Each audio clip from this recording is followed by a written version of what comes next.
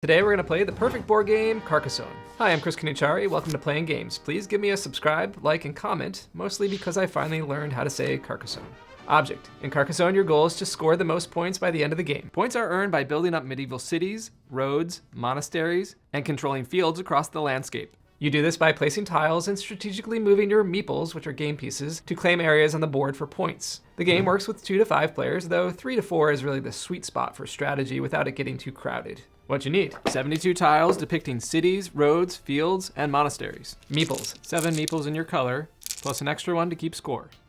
The scoreboard to keep track of points as the game goes on. Setup: place the starter tile, this one, in the middle of the table.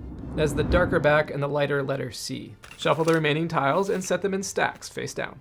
Each player takes their 7 Meeples of their color, plus 1 Meeple starting on the scoreboard. Gameplay: play moves clockwise. On your turn, you'll do 3 things. 1. Draw a tile. Pull 1 tile from the stack and flip it over. Each tile has some combo of cities, roads, fields, or monasteries. Monasteries, you know, like churches. Next, place the tile. Place the tile on the board so that it matches the existing landscape. Think of it as a puzzle. Roads need to connect with roads, cities with cities, and fields to fields. Cities connect by their outer wall, like this, not this. So these 2 pieces can connect like this, or the cities can connect like this. The grassy areas also connect as fields. So with this very first piece, you can connect it in many different ways. You have to place the tile even if it messes with your plans though. No stashing it for later or trying to swap it out. 3. Deploy a Meeple. This is optional. After placing the tile, you can choose to put one of your Meeples on it. The only tile that you can put a Meeple on is the one that you played on your turn though. And you may not place a Meeple you recovered on that turn. More on that in a bit. And why play a Meeple? Well, that's how you score. You score points by completing features, and you get the Meeple back when they score. Meeples can gain 1 point per connected road tile, 2 or more points for every completed city tile, up to 9 points for a surrounded monastery. Farmers only score at the end of the game. They earn 3 points for every completed city connected to their field. More on that in a bit. Again, this is optional, and you have a limited amount of Meeples, and once you're out of them, it's difficult to get them back. If you do want to place it, place it. Only if there isn't already a Meeple on that feature though. Meaning on a road, you place your Meeple on the road if you want to control it, like this. But if there was already another player on that road, you couldn't put your Meeple on it. That road was occupied. If the road was broken up with a feature like this, that's the end of the road and the beginning of the new road. You wouldn't be sharing the road, and you could place your Meeple on that road. If the roads between 2 players are connected later on, then it's okay to share the road. For example, if yellow was on this road, I could go on this road because they're not connected. But if later they are connected, it's okay because we weren't sharing the road when the road was fully intact, only when it was connected. In a city, place your Meeple standing in the city area to claim it. Cities are connected by their outer walls, like this. It could also go like this, with those outer walls connected. Same deal though, if it's connected to another city piece that has another player on it, it's a no-go. If yellow was on this city piece and I wanted to add this one, I couldn't put my blue figure on there because it's already occupied by this yellow piece. On a monastery, put your Meeple in the middle of the monastery to claim it.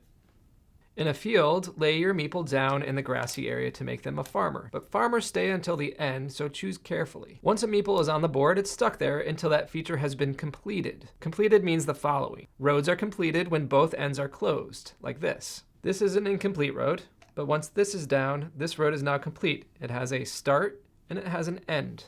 When that happens, I can reclaim my blue Meeple because that feature is complete. I take the Meeple off the board and I tally up the score here and put it on the scoreboard. Each tile that has a road piece on it that I was on counts as 1 point. So that would be 1, 2, 3, 4, 5, 6 points. I'll take my Meeple on the scorecard and move them up to 6. And now that I have my Meeple back, I can use it again. However, if that Meeple was on a piece till the very end of the game that didn't get closed, I wouldn't be able to use it for anything else. It would be stuck there. Cities are finished when they're fully enclosed by walls, like this. Yellow, if they had a city like this, that's an enclosed city there. It has walls all the way around, completely encasing the city. They would be able to take their Meeple off the board, put it back into their pile. Then they would tally up that score. City pieces are worth 2 each. 2, 4, 6, 8.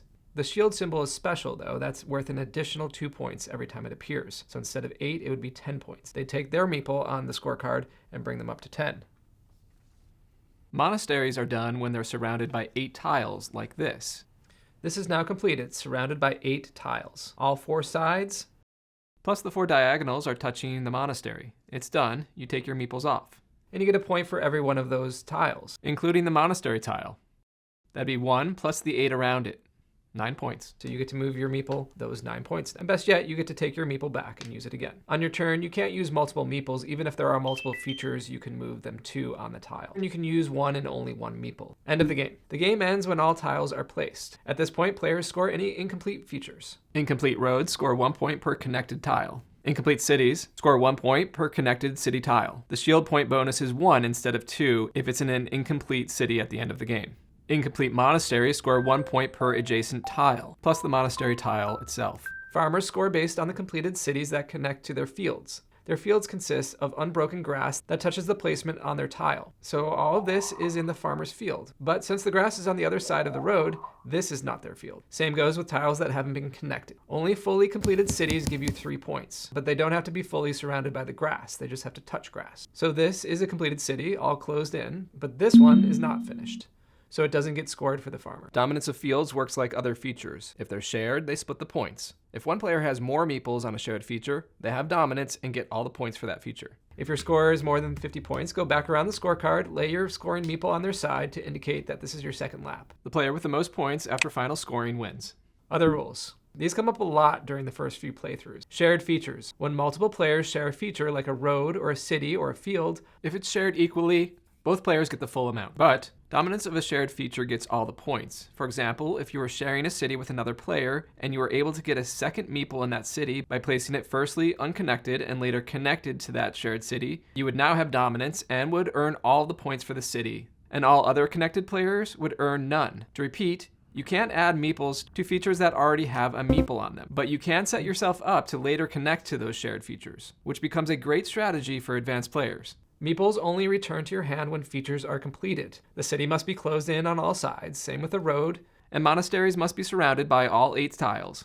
If you place a meeple on a field as a farmer, or leave it on an incomplete feature, it stays there until the end of the game. Farmers and incomplete features only score at the end. This can be confusing for new players or players who forget their scoring is different. After placing a tile, placing a meeple is optional. You can skip it if it won't score you many points or if you're low on meeples. This can be very strategic, but new players often think that they must put a figure down on each turn. If a piece was placed incorrectly but wasn't caught on that turn, then players often pause the game and discuss what's fair, especially if the mistake could impact scoring or feature control. We play that if it was recent, like a turn or two ago, that piece must stay on the board, but has to go to a legitimate place on the board. If the incorrect player had a meeple on it, they must take that off as a penalty, but you do you. Tips and strategies. Place farmers later in the game. Don't rush to place farmers early in the game. Wait until the board has developed and you have a clearer idea of where the cities will end up. A well-placed farmer in the last few turns can be worth more than several meeples on roads and incomplete cities. Don't overcommit. It's easy to get ambitious with long roads and big cities, but overcommitting will leave your meeples stuck and unproductive. Focus on smaller, achievable features and add to them gradually. Share control of large features. Sometimes it's better to join an opponent's city or road rather than starting your own. Place a meeple in a nearby area and work towards connecting it to their feature. If you both succeed, you both share in the points, which can be a boom to you if you sneak in after your opponent has done most of the work. This strategy doesn't work as well in 2-player games for obvious reasons. Think long-term with your placements and don't underestimate the farmers. They can score big at the end. Final thoughts. I'm not alone in my love for this game, as much as I regret its awkward name. They should have just called it Feudal or Tiles or anything. But who am I to complain about difficult to say names? It's a nearly perfect game and it balances competitive strategy with lighthearted fun. Give it a try and I'm sure you'll agree that Roads and Realms, call me Klaus, is one of the best board games out there. Did I miss something? Do you play it differently or just want to say hi? Leave a comment below. Please subscribe, share, and like to help keep this channel by the meeple and for the meeple. You are great. See you next time on Playing Games.